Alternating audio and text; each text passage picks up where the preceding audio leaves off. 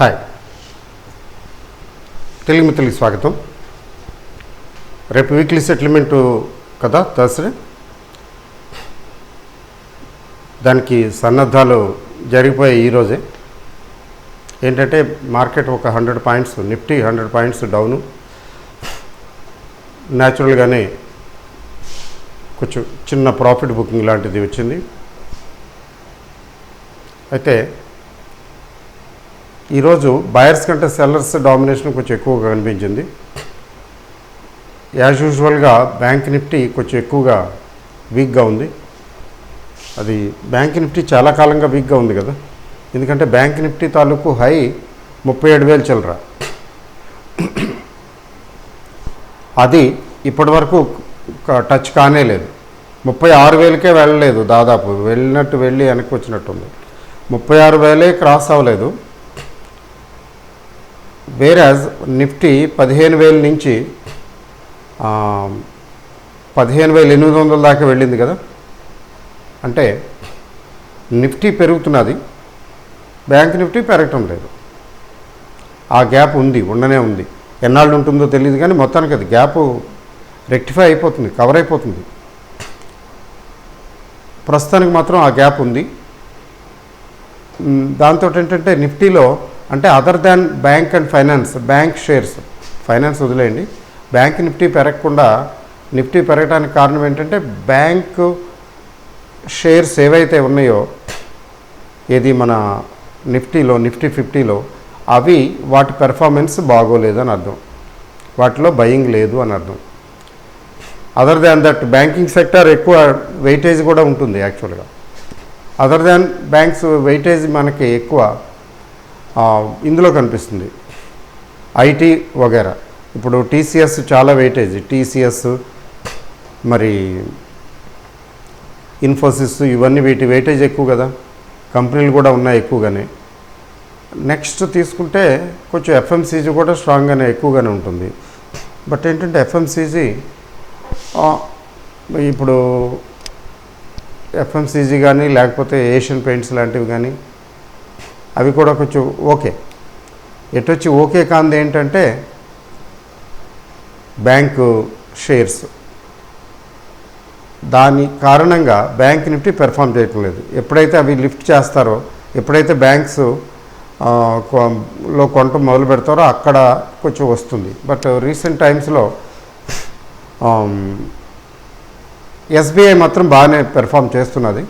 But SBI తాలూకు weightage bank నిఫ్టీలో తక్కువ కదా. మీకు ఎక్కువ వెయిటేజ్ కావాలంటే హెచ్డిఎఫ్సి బ్యాంకు, ఐసిఐసి బ్యాంకు, వీటికి వెళ్ళాలి. ఎస్బీఐకి అంత వెయిటేజ్ లేదు. అందువల్ల ఎస్బీఐ కొంతవరకు సపోర్ట్ చేస్తున్నది బ్యాంక్ నిఫ్టీని. అయితే ఇంకా ఎంతకాలం చేస్తుంది ఎస్బీఐ అనేది మనకు తెలియదు. అయితే ఎస్బీఐలో కూడా కొంచెం ప్రాఫిట్ బుకింగ్ రెసిస్టెన్స్ స్టార్ట్ అయింది. తర్వాత ప్రాఫిట్ బుకింగ్ కూడా కొంచెం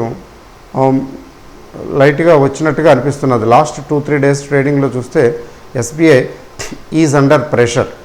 కాబట్టి ఇప్పుడు 420, 430 అనేది ఎస్బీఐకి క్రుషియల్గా తయారైంది. 430 క్రాస్ అయితే గొప్పే ఫర్ ది టైం బీయింగ్. తర్వాత ఎంతగానో వెళ్ళొచ్చు. అది వేరే సంగతి. 480 ఎంతో చెప్తున్నారు, కొంతమంది అయితే అబౌవ్ 500 చెప్తున్నారు. But it takes time. For the time being it is struggling to go beyond 430 for the time being.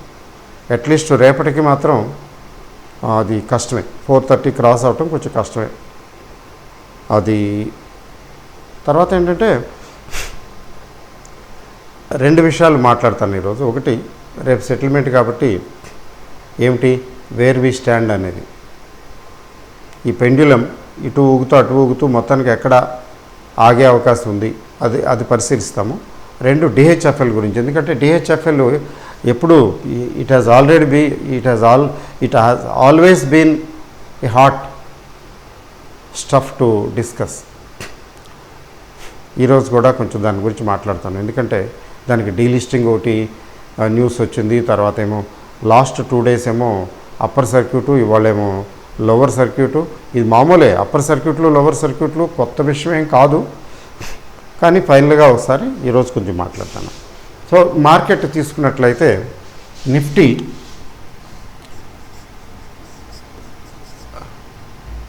15,500 15,700 range చూపిస్తున్నది ఆప్షన్ చైన్ ప్రకారం.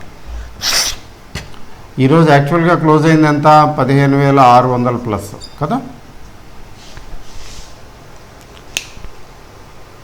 కాకపోతే పోవటానికైతే దగ్గర 150 పాయింట్ల దాకా కొట్టేశారు. తర్వాత కొంచెం ఒక 100 పాయింట్లు, ఒక 40-50 పాయింట్లు కొంచెం రికవర్ అయింది. బట్ యాజ్ ఎ హోల్ అంటే 15,500 15,700 ఇక్కడ టెస్ట్ వేసి కూర్చున్నారు వీళ్ళు బుల్స్. ఇక ఇంతకన్నా దిగనివ్వకుండా ట్రై చేస్తారు, రేపు ఇంతకు మించి పెరగనివ్వకుండా ట్రై చేస్తారు బేర్స్. అయితే బై ఎనీ ఛాన్స్ ఇది కూడా క్రాస్ అయ్యేటట్టయితే నెక్స్ట్ లెవెల్ 15,800. బట్ పాసిబిలిటీ తక్కువ. Still it may go. ఏది ఇక్కడ కొంచెం బయింగ్ వచ్చేస్తే స్ట్రాంగ్గా అప్పుడు ఇక్కడికి రావచ్చు. అదర్వైజ్ ఈ రెండింటి మధ్యనే అంటే 15,500 కూడా రాకపోవచ్చు, 600 రేంజ్. అంటే మ్యాక్సిమం పెయిన్ ఎక్కడ ఉంటుంది అంటే 15,650-700 మధ్యన ఉండొచ్చు అంతే. బ్యాంక్ నిఫ్టీ తీసుకున్నట్లయితే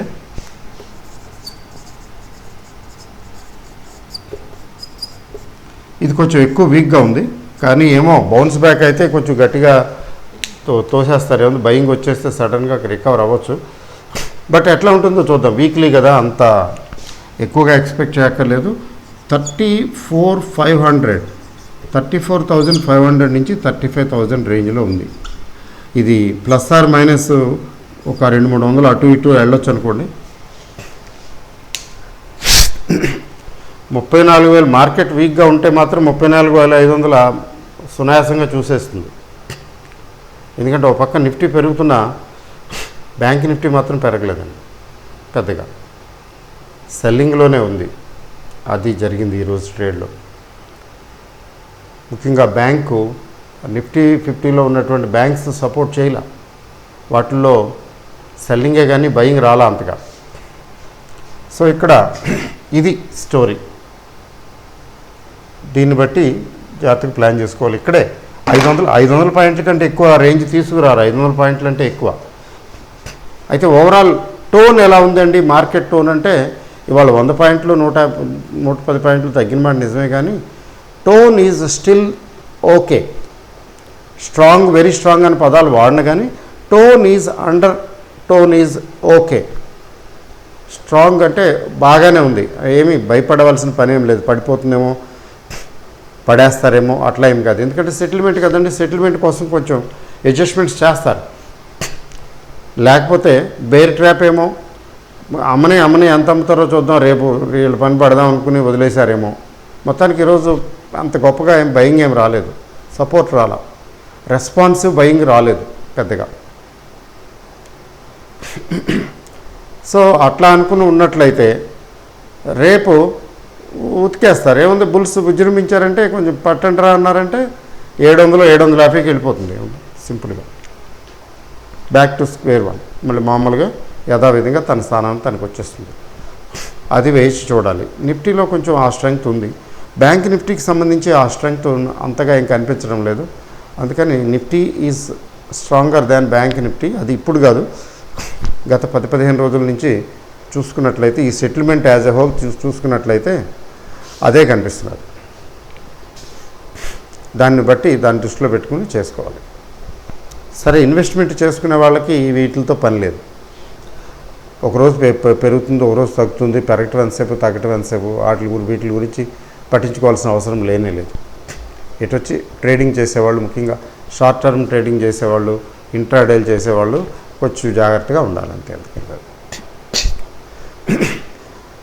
ఒకవేళ రేపు రెడ్ జోన్లోకి వెళ్ళినా మార్కెట్, ముఖ్యంగా నిఫ్టీ రెడ్ జోన్లోకి వెళ్ళినా ఇంకేముంది, అయిపోయింది, ఇక కరెక్షన్ వచ్చేసింది అని భావించొద్దు. ఎందుకని భావించొద్దంటే, నేను చూస్తున్నాను వాలటాలిటీ ఇండెక్స్ మార్కెట్ తగ్గిందే 100-150 పాయింట్లు తగ్గింది. ఆ స్టేజ్లో అంటే 150 పాయింట్ల దాకా తగ్గింది, కొద్దిగా రికవర్ అయింది.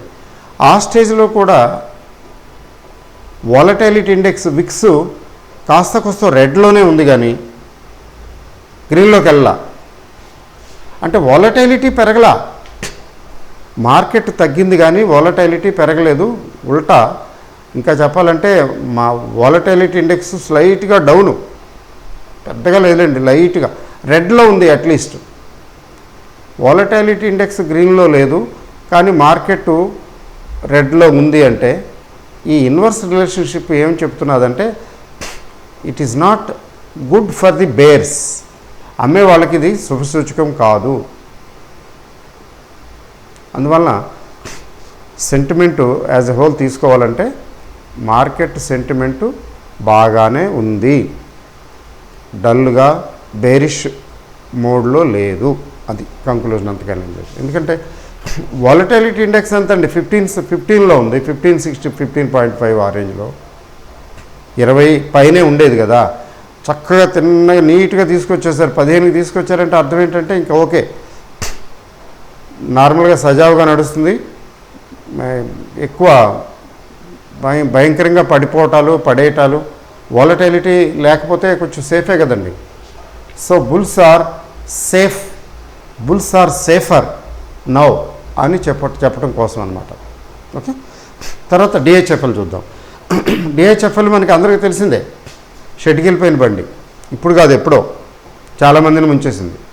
చాలామందిని ఎవరంటే ఆ వాధ్వా గారును, కపిల్ వాధ్వా, ఇంకా బ్రదర్ వాళ్ళు ఉన్నారు కదా, వాళ్ళు ముంచేశారు ప్రమోటర్స్. నేరుగా డబ్బులన్నీ తీసుకెళ్ళిపోయి ఫండ్స్ డైవర్ట్ చేసేసి ఆ కంపెనీల పేర్లు, ఈ కంపెనీ పేర్లు, ఫారిన్కి డైవర్ట్ చేశారు. ఇండియా కూడా కాదు, వాళ్ళకి ఏం పోయే కాలం వచ్చిందో, అంత దుర్బుద్ధి ఎట్లా పుట్టిందో. ఇప్పుడు ఆ తర్వాత చక్కగా నడిచే కంపెనీ, మామూలుగా కాదు, స్ట్రాంగ్, మంచి క్యాష్ ఫ్లో ఉన్నది, అన్నీ బాగున్నాయి. బాగా డబ్బులు కనిపించేటప్పటికి ఇంకా ఏంటో అనుకున్నారేమో, లేపేశారు. బాగానే ఉంది. దాని పర్యవసానం ఏంటంటే మొత్తానికి బయటపడింది వ్యవహారం. వాళ్ళకి లిక్విడిటీ ప్రాబ్లమ్స్ వచ్చినాయి, అందరికీ తెలిసిన విషయం. ఒకసారి ప్రాబ్లం వచ్చిందంటే ఇంకా ప్రాబ్లమే కదా. ఫైనల్గా ఇది ఇన్సాల్వెన్సీకి వెళ్ళిపోయింది. ఇప్పుడు ఇన్సాల్వెన్సీ కోడ్ ఉంది కదా, ఇదివరకు ఇట్లా కాదు, సంవత్సరాలు పట్టదు. ఇప్పుడు ఇన్సాల్వెన్సీ కోడ్ ఉంది. ఆ ఇన్సాల్వెన్సీ కోడ్ ప్రకారం వెళ్ళిపోయింది. ఇన్సాల్వెన్సీ ప్రొసీడింగ్స్కి వెళ్ళిపోయారు క్రెడిటార్స్, అప్పులు ఇచ్చిన వాళ్ళందరూ, ముఖ్యంగా బ్యాంక్స్.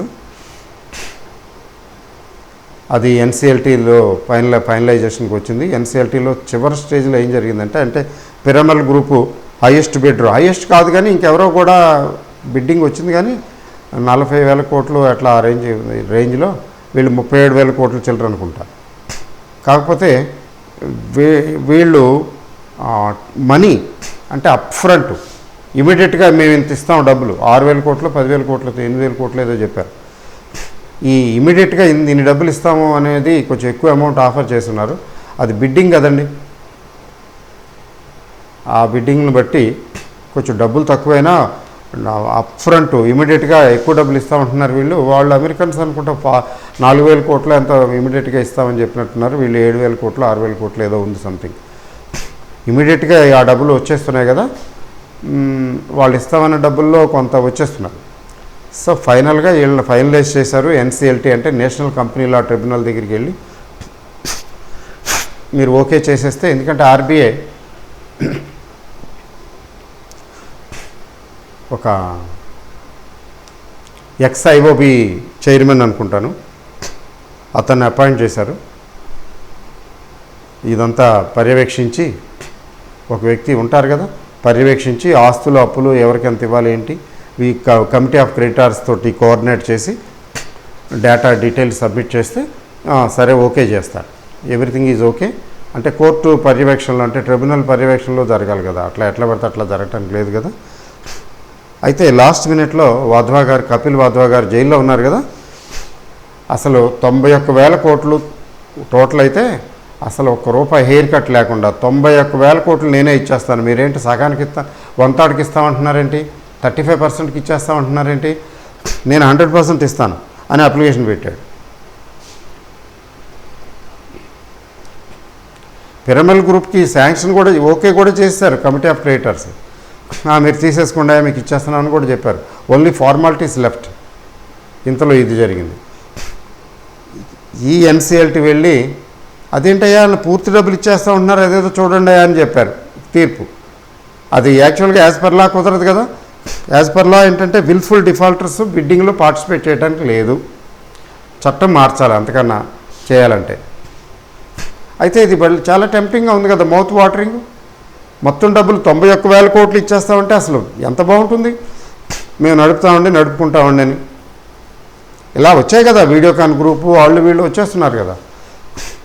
సో ఓకే, అది ఇదేంటిది మేము అంతా అనుకున్నాం అయిపోయింది, మళ్ళీ మధ్యలో పుల్లబెడుతున్నారేంటి, ఇది కుదరదండి, ఇదేంటి మీరు ఇట్లాగని చెప్పి వీళ్ళు అపిలేటు NCLAT అని national company law appellate tribunal అని ఉంటుంది. అపిలేట్ ట్రిబ్యునల్కి పడేస్తే అపిలేట్ ట్రిబ్యునల్ కొట్టిపారేసి ఇదేంటి ఇది నాన్ సెన్స్, ఎంత కాదులే ఎలవయా నువ్వు తీసేసుకో ఓకే చేస్తారు, ప్రొసీడ్ అయిపోండి అని. వాళ్ళు ప్రొసీడ్ అయిపోండి అని NCLAT అపిలేట్ ట్రిబ్యునల్ ఓకే చేయగానే ఈలోగా ఇదేంటిది ఇలా చేస్తున్నారు, నేను పూర్తిగా ఇస్తానంటుంటే అని చెప్పి కపిల్ వాధ్వా గారు సుప్రీంకోర్టుకి వెళ్ళిపోయారు తిన్నగా. వీళ్ళు ఏంటంటే చేస్తున్నారు, చేసుకుంటున్నారండి, ఇందులో పబ్లిక్కి ఎంత నా లాస్ ఎంత ఇబ్బంది అవుతుంది. 91,000 కోట్లు అంటే 91,000 కోట్లు నేను ఇచ్చేస్తానంటున్నాను కదా, అప్ ఫ్రంట్ 10,000 కోట్లు ఇస్తా ఉన్నా అండి, అంటే ఇమీడియట్గా 10,000 కోట్లు రిలీజ్ చేస్తాను అంటే పిరమిడ్ గ్రూప్ వాళ్ళు ఆఫర్ చేసిన దానిలో ఆల్మోస్ట్ 1/3 30% వేసుకోండి. వాళ్ళు టోటల్గా ఇచ్చే డబ్బుల్లో ఇతను 30% ఇమీడియట్గా అప్ ఫ్రంట్ ఇప్పుడు ఇచ్చేస్తాను క్యాష్ అంటున్నాడు. మిగతాది అంతా నేను పే చేస్తాను, ఎవరికి ఇవ్వాల్సింది వాళ్ళకి, ఎవరికి తగ్గించిన నో హెయిర్ కట్ లేకుండా చేస్తానని. నిజానికి అలా చేస్తే షేర్ ప్రైస్కి డోకా లేదు కదా, నడుస్తుంది కదా, మళ్ళీ రన్నింగ్ కంపెనీ లాగా అయిపోతుంది almost. They will pump more money and do blah blah blah. అది తర్వాత సంగతి, అది next part of the story. ఇప్పుడు అది సుప్రీంకోర్టులో పెండింగ్ ఉంది. నేషనల్ కంపెనీల అప్లైట్ ట్రిబ్యునల్ ఏం చెప్పిందంటే subject decisions by this and that అని ఇది మేము చేసేస్తున్నామని చెప్పారు. Subject decisions by supreme court and other things. ఎందుకంటే సుప్రీంకోర్టు మళ్ళీ ఏం డెసిషన్ ఇస్తుందో కదా, దానికి ఇది వైలేట్ చేయలేదు కదా. అయితే పిరమిడ్ గ్రూప్కి ఓకే చేసిన తర్వాత వరుసనే 2 రోజులు 3 రోజులు ఇది అప్పర్ సర్క్యూట్కి వెళ్ళిపోయింది. షేర్ 17 రూపాయల నుంచి ఏకంగా 23 రూపాయలకి ఏమో వచ్చేసింది. 2 రోజులు ఏముందండి జంపు. పైగా వీళ్ళ upper circuit lower circuit ceiling ఇంతకుముందంతా 5%, ఎక్కువ వాలటైల్గా ఉందని 5% చేశారు. ఆ 5% తీసేసి రిలాక్స్ చేసి 10 చేశారు. స్టాక్ ఎక్స్చేంజెస్ 10% చేశారు. ఆ 10% కూడా టు దట్ ఎక్స్టెంట్ జంప్ చేసేసింది 2 రోజులు. ఓ పక్కనేమో డీలిస్టింగ్ అంటున్నారు. మరి డీలిస్టింగ్ చేస్తే షేర్ హోల్డర్లకి ఏమో రూపాయి కూడా ఇవ్వరు కదండి, ఎందుకంటే బుక్ వాల్యూ ఉంటుంది, బుక్ వాల్యూ నెగిటివ్ చూపిస్తుంది. లక్ష్మీ విలాస్ బ్యాంక్ ఏం చేశారు, నెత్తిని తడిగొట్ట వేసి పంపించారు షేర్ హోల్డర్స్కి. అదేంటండి మీరు ఎలా చేస్తున్నారంటే, మీరు షేర్ హోల్డర్స్ అండి, షేర్ హోల్డర్స్ అంటే అసలు ఓనర్లకి ఇవ్వాలని ఎక్కడ ఏం లేదు, ఫైనల్గా లాస్ భరించవలసింది ఈక్విటీ హోల్డర్సే కదా అని లా చెప్పారు, ఎక్స్ప్లెయిన్ చేశారు. అయితే డిపాజిట్ హోల్డర్స్ని ప్రొటెక్ట్ చేయాలండి and will take care of that అన్నారు. సరే అయిపోయింది, ఎందుకంటే బ్యాంకుల్ని దివాళా తీయనివ్వరు కదా, బ్యాంకింగ్ సిస్టమే పోతుంది, ఇంకేం మిగలదు దేశంలో. అందుకే కదా ఎస్ బ్యాంక్ని కూడా పోకుండా జాగ్రత్త పడ్డారు టేక్ ఓవర్లో ఏవి చేసి. సో ఇప్పుడు దీనికి అలాగే అవుతుందా అంటే అది బ్యాంక్ అండి, ఇది ఫైనాన్షియల్ ఇన్స్టిట్యూషన్ అండి. ఆ ఒక్క చిన్న డిఫరెన్స్ ఉంది. కానీ నిజానికి అక్కడ non convertible debenture holders, fixed deposit holders, వాళ్ళు వీళ్ళు కథాకమేష అక్కడ ఉన్నారు. బ్యాంకుల్లో లాగానే బ్యాంకులకి డిపాజిట్ చేస్తారు, SB account, fixed deposit, recurring డిపాజిట్లో. అట్లాగే ఇది కూడా నాన్ బ్యాంకింగ్ ఫైనాన్షియల్ ఇన్స్టిట్యూషన్ కదా, ఇక్కడ కూడా అలా చేస్తున్నారు కదా. ఆ రకంగా చూసుకుంటే ఇక్కడ ఏమవుతుంది, జీరో అవ్వాలి కదా. మరి ఎందుకు పెరిగింది 10% అప్పర్ సర్క్యూట్లో? ఇది అర్థం కాని చిక్కుముడి. లీగల్గా టెక్నికల్గా ఏదో ఉంటుంది, మొత్తానికి ఆలోచిస్తున్నారు.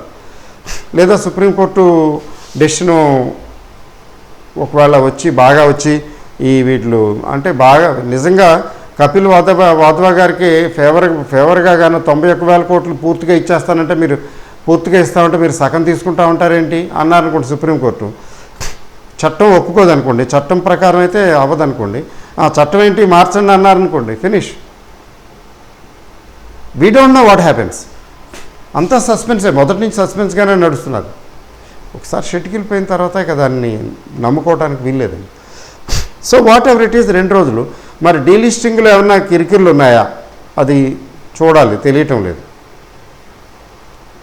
కిరికిర్లు అంటే ఇన్స్పైట్ ఆఫ్ దట్ ఆ డీలిస్టింగ్ వీలు పడదా. ఇప్పుడు కంపెనీ అనుకోండి వేదాంత లాంటిది డీలిస్టింగ్ ట్రై చేస్తే దానికి బుక్ వాల్యూ బోల్డ్ అంత ఉంది. ఆ 90% ఒప్పుకోవాలి, 90% వీళ్ళ దగ్గర ఉండాలి, 90% వీళ్ళ దగ్గర లేదు, వీగిపోయింది. కానీ దీని బుక్ వాల్యూ లేదే.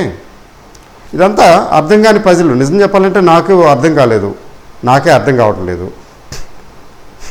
మరి దేశంలో ఎంతమంది స్పెషలిస్టులకి అర్థమైందో నాకు తెలియదు. మరి ఆపరేటర్స్కి ఎంత, బయర్స్ 2 రోజులు వరుసనే కొనేశారు, వాళ్ళకి ఎంత అర్థమైంది అది నాకు తెలియదు.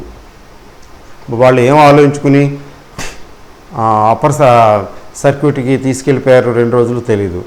మరి ఈరోజు సడన్గా all sellers no buyers lower సర్క్యూట్కి వచ్చేసింది, ఎందుకు వచ్చిందో కూడా తెలియదు. ఇది పరిస్థితి.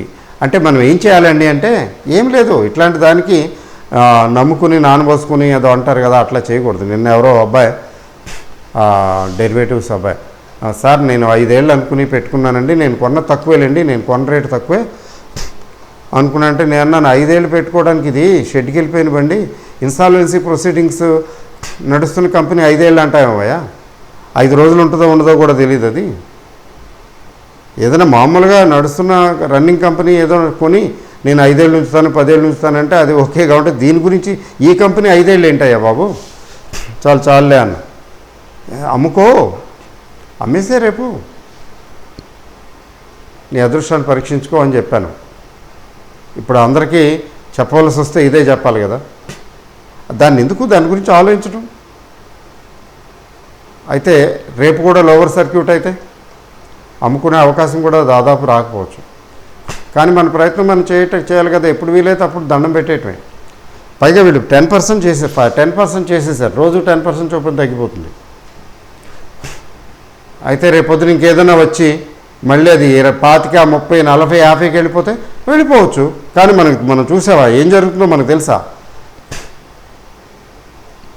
ఇది ఎలా ఉంటుందంటే గాలిలో మనం బాణం వేసినట్టే, తెలీదు.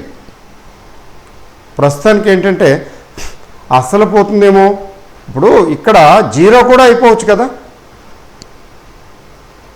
అట్లా 0 కూడా అయిపోవచ్చు అనే సిచ్యువేషన్ ఉన్నప్పుడు వచ్చిన కాడికి తీసుకుంటాం, ఎంత వస్తే అంత తీసుకోవాలి కదా, అది logic.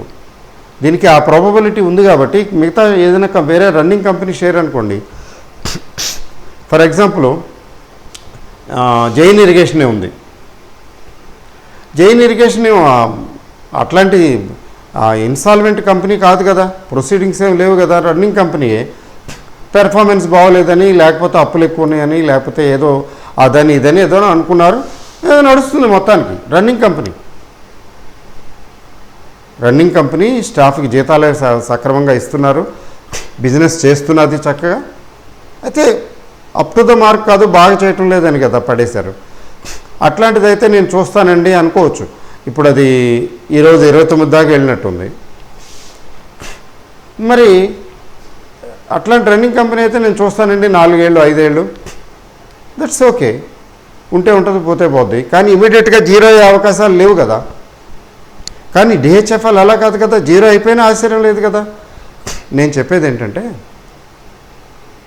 At the earliest opportunity ఇది అమ్ముకుని చేతులు కడిగేసుకోవటం తప్ప వేరే మార్గం లేదు. అమ్మో బోల్ లాస్ వస్తుందండి, అంతండి ఇంతండి. అది అగ్రికల్చరిస్టు బిజినెస్ మ్యాన్ ఇద్దరిని తీసుకోండి. అగ్రికల్చరిస్టు బిజినెస్ మ్యాన్లో ఆలోచించడు కదా. అలాగే రిటైల్ ఇన్వెస్టరు సీజన్డ్ ఇన్వెస్టర్ లాగా ఆలోచించడు, సీజన్డ్ ట్రేడర్ లాగా ఆలోచించడు. ఎందుకని లాసే రాకూడదు, ఏది కొన్నా ఏ షేర్లైనా లాసే రాకూడదని ఆలోచించే వాళ్ళు కూడా ఉంటారు. లాస్ బుక్ చేయటం ఏంటి అని ఆలోచించే వాళ్ళు ఉంటారు. అది పనికిరాదు స్టాక్ మార్కెట్కి. అవసరమైతే లాస్ బుక్ చేయడానికి కూడా సిద్ధంగా ఉండాలి. ఆ టెంపర్మెంట్ డెవలప్ చేసుకోవాలి. ఎందుకంటే బిజినెస్ అండి, బిజినెస్గా తీసుకోవాలి. బిజినెస్ అన్న తర్వాత లాసులు రావా? 4 బిజినెస్లు చేసాం ఫర్ ఎగ్జాంపుల్. 4 బిజినెస్లో కొన్ని లాసులు రావచ్చు, కొన్ని ప్రాఫిట్లు రావచ్చు. ఎందుకు 4 రకాల ప్రోడక్ట్లు పెట్టామండి మన కంపెనీలో. మనం బిజినెస్ స్టార్ట్ చేసి 4 రకాల ప్రోడక్ట్లు పెట్టాం. 4 రకాల ప్రోడక్ట్లు ఒకేలా వెళ్తాయి, 4 రకాల ప్రోడక్ట్ వాటిలో ప్రాఫిట్సే వస్తాయని గ్యారంటీ. ఒక పర్టికులర్ ప్రోడక్ట్ పనికిరాకపోవచ్చు, అది లాస్కి సకానికి అమ్మేయాల్సిన పరిస్థితి రావచ్చు కదా. అట్లాగే ఇది కూడా. కాబట్టి ఇది అయితే ఏంటంటే we are in the business of investment.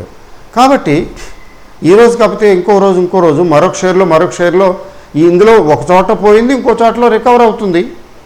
Long term investment నమ్ముకుంటే ఏం కాదు, ఎక్కడో చోట రికవర్ అవుతుంది. ఈసారి కొంచెం జాగ్రత్తగా చూసుకుని, ఇప్పుడు జాగ్రత్తగా చూసుకోకుండా డిహెచ్ఎఫ్ఎల్లో పెట్టారని కాదు. యాక్చువల్గా డిహెచ్ఎఫ్ఎల్ మంచి కంపెనీ, స్ట్రాంగ్ కంపెనీ. నేను 600 రేంజ్లో కొన్న సందర్భాలు కూడా ఉన్నాయి. బట్ అంతే, అది పోతాయి. నా అకౌంట్లో 35,000 ఎంతో లాస్ చూపిస్తున్నది డిహెచ్ఎఫ్ఎల్. అంటే బుక్ చేసిన లాస్. ఓకే. మరి జంజన్వాలా గురించి చెప్పారు మొన్నటి వరకు. ఆయన దగ్గర చాలా స్టాక్ ఉంది, ఆయన అసలు పట్టుకుని కూర్చున్నాడని. నిజమేనా? టిల్ డేటు అయితే నాకు తెలీదు, నేను అట్లా ఇన్వెస్టిగేట్ చేయలేదు. మరి నిజంగా ఆయన పట్టుకుని పెట్టి కూర్చుంటే ఎన్ని 100 కోట్లు 1000 కోట్లు జీరో అయిపోతాయి ఆయనకి. అఫ్కోర్స్ చాలా సంపాదించాడు అనుకోండి, అయినా ఎవరు పోగొట్టుకోవడానికి సిద్ధంగా ఉంటారండి 100 కోట్లు? 100 కోట్లు 1000 కోట్లు చాలా ఎక్కువ స్టేక్ ఉంది ఆయనకి. అవి చిత్తుకాగితాల్లా తయారైనవి. ఇవన్నీ మన స్థాయికి అర్థం కాని ప్రశ్నలు, చిక్కుముడులు ఉన్నటువంటి ఇష్యూస్.